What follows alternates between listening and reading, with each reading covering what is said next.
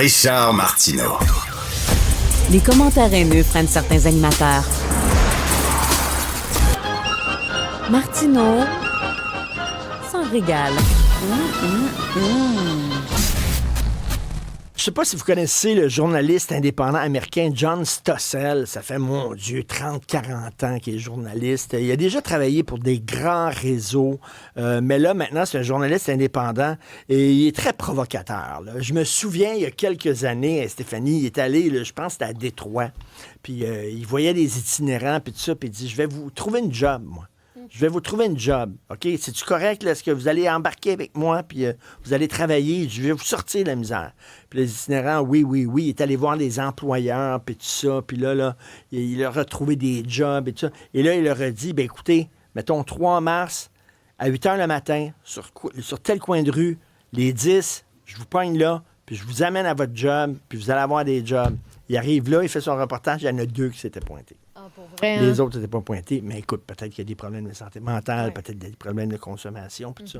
Mais il a fait un reportage qui avait fait beaucoup jaser à l'époque. C'est le genre de reportage qu'il fait. Il est assez biaisé, mettons, à droite, John Stossel. Et là, il vient de faire une vidéo parce qu'il a maintenant sa propre chaîne, Stossel TV. Et il a fait une vidéo en disant le recyclage, c'est une religion, puis ça donne strictement rien. Il dit, ça donne rien de recycler.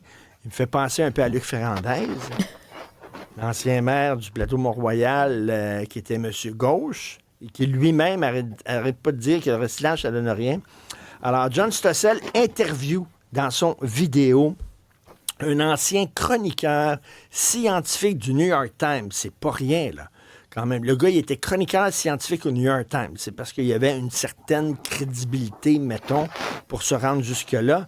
Et lui, ce gars-là, qui avait fait il y a quelques années un très, très long texte dans le New York Times Magazine en disant « Recycler, c'est de la poubelle, ça donne rien, ça donne strictement rien. » Et il est interviewé par John Stossel et il dit ça, il dit « Il y a moins de 2% des plastiques qui sont recyclés une deuxième fois, que ça vaut mieux jeter nos affaires que les recycler.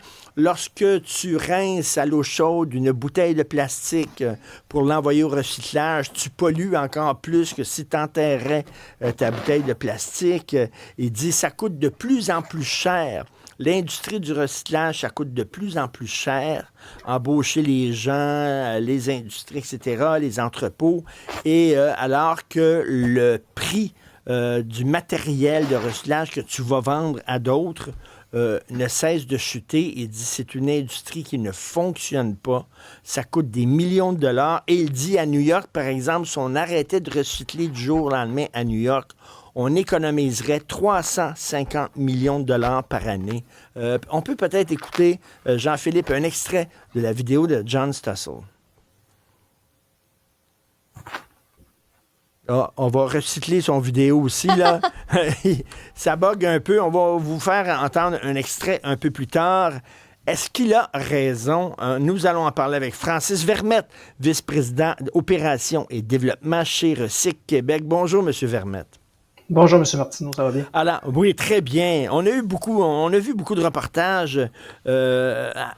Tantôt ce matin, je lisais un reportage qu'Enquête a fait, ça fait pas très, très longtemps, à Radio-Canada, en disant qu'on envoie du papier dans des gros ballots de papier qu'on envoie en Inde pour recycler, mais le papier est mélangé avec des souliers, des éclats de verre, des déchets de métaux, des masques chirurgicaux, du plastique et tout ça. Et quand le papier arrive là-bas, il est même pas, il peut même pas être recyclé tellement il est contaminé.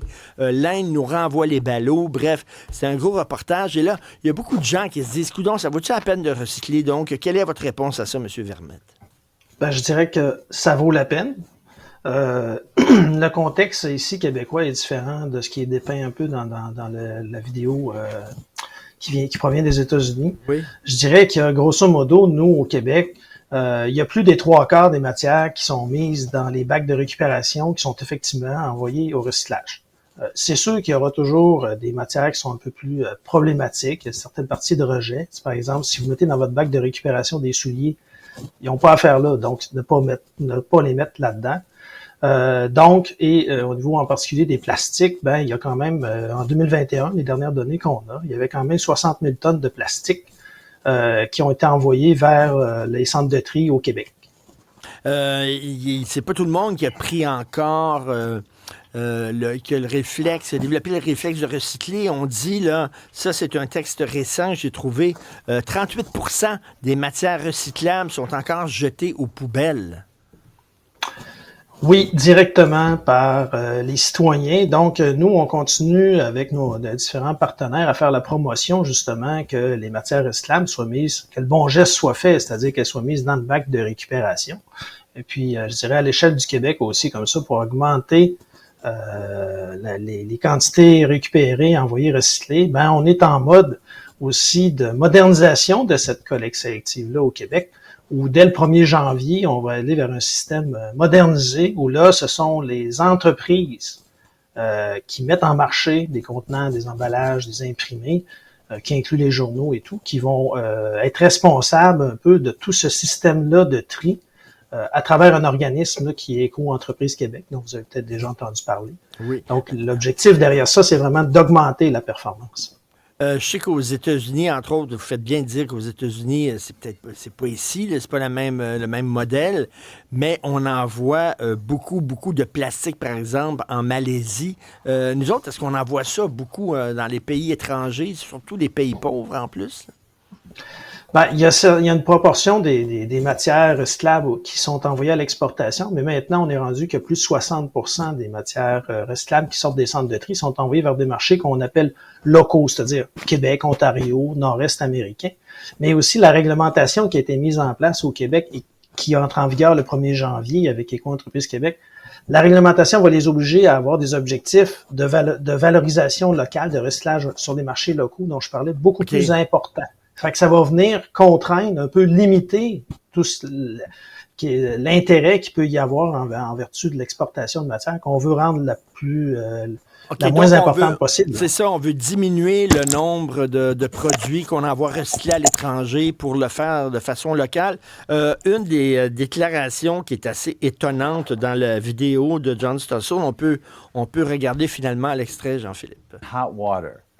The net result is more carbon dioxide in the atmosphere than if you threw it in the garbage.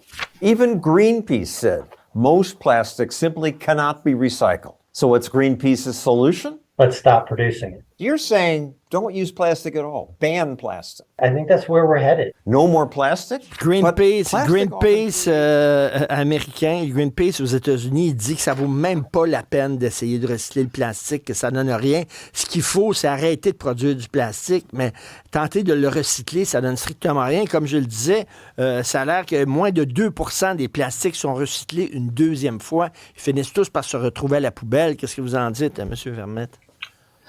Non, mais c'est parce qu'on essaie aussi de faire en sorte que les plastiques qui vont être mis en marché à travers des contenants, des emballages, soient le plus recyclables possible. C'est certain qu'actuellement, il y a des problématiques avec certains types de plastiques qui sont des amalgames de différents types de plastiques ou autres.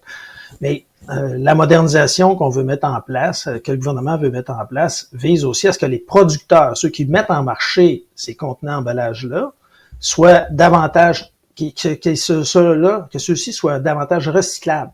C'est ça l'objectif, parce qu'éventuellement, ils vont prendre en système, en responsabilité tous les coûts liés au système de collecte sélective. En étant responsable des coûts, là, ça va les inciter, le souhait, c'est aussi de les inciter à mettre en marché des plastiques qui soient beaucoup plus recyclables que ce qu'on a pu voir dans les dernières années. Est-ce que le modèle d'affaires comme industrie, là, est-ce que le modèle d'affaires tient dans l'industrie du recyclage? Parce qu'il dit que ça coûte de plus en plus cher de recycler la main-d'œuvre et tout ça, et que le coût des matières recyclables qu'on vend là, sur le marché est en train de chuter. Donc, que c'est c'est pas viable au point de vue business. Qu'est-ce que vous en pensez? C'est un marché qui est en fluctuation, c'est-à-dire, par exemple, dans le cas des plastiques, ça va suivre énormément le cours du pétrole. Donc, c'est pas vrai que le marché est continuellement en baisse, là, c'est-à-dire qu'il va y avoir des fluctuations à la hausse, à la baisse. Je prends exemple après la COVID, là, en 2022-2023, on a eu des mois, des années exceptionnelles au niveau de la valeur de revente de la matière, parce qu'il y avait une grande demande. Il faut susciter cette demande-là. Puis, Oui, c'est viable aussi sur le long terme parce qu'il faut éviter de continuer de remplir nos sites d'enfouissement avec des matières qui, dans les faits, sont recyclables. Les sites d'enfouissement, ils ont leur nécessité pour les matières qui sont pas recyclables, mais pas pour les matières recyclables. Ça s'appelle un peu pelleter le problème par en avant si on envoie toutes des matières recyclables vers les sites d'enfouissement.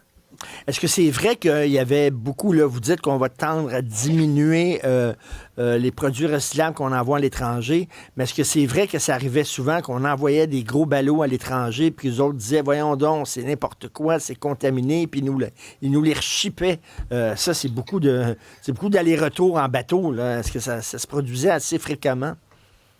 Ben, on a entendu des histoires comme vous et moi là, dans les médias, là, des reportages là-dessus. On avait des données sur les quantités exportées, mais sans avoir nécessairement un aperçu sur où est-ce que ça allait très précisément. Là. Mais c'est une tendance qui a diminué au Québec, heureusement, dans les dernières années. Je pense qu'il y a des reportages qui n'ont pas été étrangers là, à cette diminution-là, à changer ces pratiques-là. Mais la plupart des entreprises qui gèrent des centres de tri sont très au fait de ça et essayent d'être le plus performantes possible. Puis on essaie aussi de mettre en place un marché de recyclage des plastiques, notamment des plastiques ici au Québec. Ben c'est ça. Est-ce que c'est un marché qui est maintenu en vie artificiellement par le gouvernement? Est-ce que ça pourrait fonctionner tout seul, l'industrie du recyclage? Ça serait assez payant ou au contraire, faut vraiment investir des sommes importantes pour la maintenir en vie? Ben, il y a pas on offre différents programmes d'aide financière, mais il n'y a pas de respirateur artificiel ou de maintien en vie de cette industrie-là. Là. Elle vit d'elle-même. Okay. Parfois, ça peut être plus difficile, mais non, puis avec les prochaines années aussi, le fait d'avoir davantage de plastique qui vont être mis sur le marché grâce à la modernisation que le gouvernement a mis en place, ça va aider justement à faire croître cette industrie-là au Québec. Est-ce qu'il y a plus de joueurs dans l'industrie du recyclage au Québec depuis quelques années? C'est assez stable, je vous dirais. Là, par exemple, au niveau des fibres, bon, ben, il y a les grandes papetières là, qui sont déjà là depuis longtemps et qui demeurent. Il n'y a pas vraiment de. Puis dans les plastiques aussi, c'est relativement un nombre assez stable en nombre de joueurs, mais il y a des fluctuations des fois au niveau des entreprises. Mais on a quelques joueurs là, dans les plastiques là, qui sont là depuis longtemps, qui sont bien installés. Et le plastique que je recycle, que je mets dans le bac de recyclage, ils vont faire quoi avec ce plastique-là à l'autre bout? Ben, c'est souvent mis en granules ou en flocons par ceux qu'on appelle des conditionnaires et ça va être mis dans des nouveaux matériaux. Exemple, les bacs de recyclage sont faits souvent de plastique recyclé. Il y a des bancs de parc, il y a différentes mesures comme celle-là. Ils sont aussi remis dans des nouveaux produits en plastique, là, un peu de toutes les sortes. Là. Dans la vidéo, puis là, on en prend puis on en laisse. Là, je sais pas, je peux aller voir les sources, on s'entend, là. Puis je connais John Stossel, puis il est un peu biaisé comme journaliste aussi, là. Mais il dit, sans citer ses sources, mais il dit à chaque minute, il y a 1 tonne de plastique qui est déversée dans la mer. Est-ce que c'est vrai, ça? Je suis pas capable de vous répondre là-dessus. Je pense qu'il tient de donner un peu à l'échelle mondiale. Ici, au Québec, c'est pas une pratique du tout qu'on fait, mais peut-être que dans d'autres pays, malheureusement, c'est des choses qui vont se produire. Là, on a déjà entendu ça, mais je peux pas vous confirmer, mais je peux vous dire qu'ici au Québec, ça ne se fait pas, là, mais ailleurs, je sais pas. Est-ce qu'il faut laver les crédits de contenants de plastique avant de les mettre dans le bac? Parce que si oui, il y a des gens qui disent « Ah, c'est trop compliqué, moi là, je commencerai pas à laver tout ça, là. » Fait que je suis aussi bien de jeter ça aux poubelles. Ou alors, on peut les mettre un peu sales dans le bac de recyclage, puis de toute façon, ils vont être chauffés, puis la saleté va disparaître lorsque ces produits-là vont être chauffés.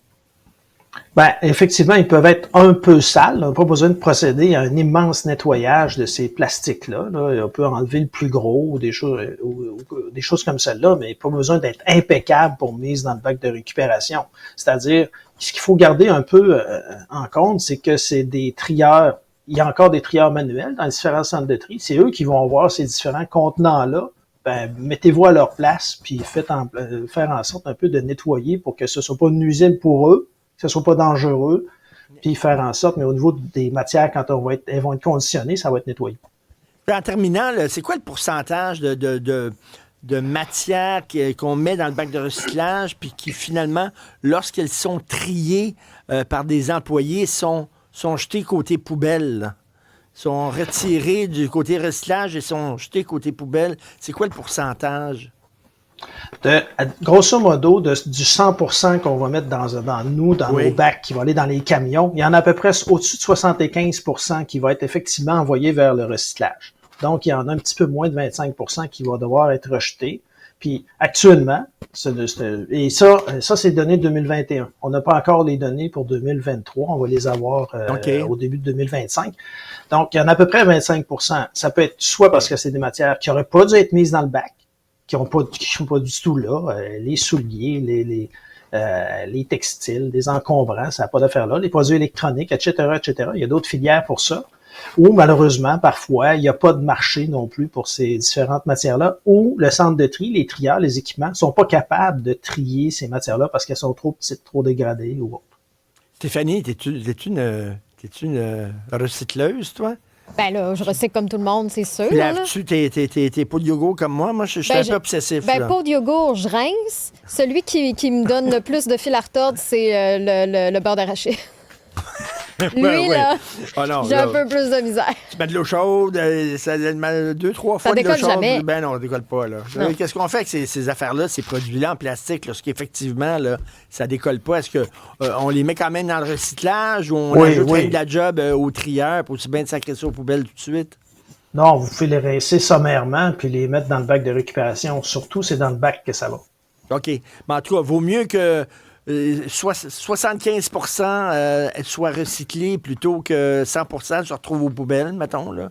Absolument. Alors, au lieu de 100 de ces produits-là qui se retournent aux poubelles, il y a seulement 25 de ces produits-là qui retournent aux poubelles. Ça doit être décourageant quand vous entendez des gens, je dis Luc Ferrandez parce qu'on l'associe bien sûr à la gauche écolo qui dit « Ah, ça vaut pas la peine de recycler, moi je recycle pas ».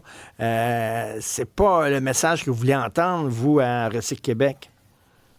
Non, absolument pas, parce que nous, ce qu'on préconise, c'est de mettre en place, de faire le bon geste, et on a fait beaucoup de publicité dans les dernières années, et on va continuer aussi, pour que le bon geste soit fait de la part des citoyens. Là. C'est clair. En tout cas, il va y avoir plein d'affaires à recycler dans le temps des fêtes avec les parties. Vos trieurs vont avoir de la job en tabarnouche au mois de janvier. Merci beaucoup. Monsieur Francis Vermette, vice-président Opération et développement chez Recycle Québec, puis joyeuses fêtes. Au revoir. Merci à vous également.